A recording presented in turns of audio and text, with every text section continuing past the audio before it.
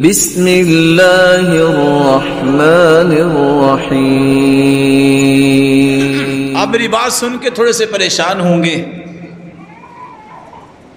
حدیث میں آتا ہے جب بندہ گناہ کرتا ہے تو اللہ اس سے تہجد چھین لیتے ہیں۔ سیدنا سفیان ثوری بہت بڑے امام ہیں، کہتے ہیں مجھ سے ایک گناہ ہو گیا، 5 مہینے میں زور لگا بیٹھا، مجھ سے تہجد نہیں پڑھی جاتی تھی 5 مہینے۔ ساتھی نے پوچھا گناہ کیا کیا تھا؟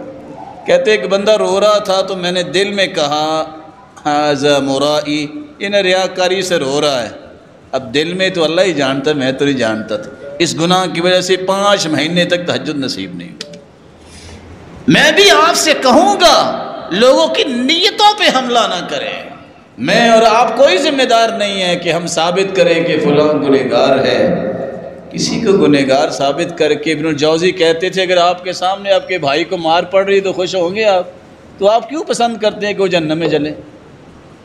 آپ خیر کی بات کریں، اور یاد رکھنا اپنی نیکی اپنے تقوی پہ ناز نہ کریں، یہ اس کی توفیق ہے، تمہارا کوئی کمال نہیں ہے۔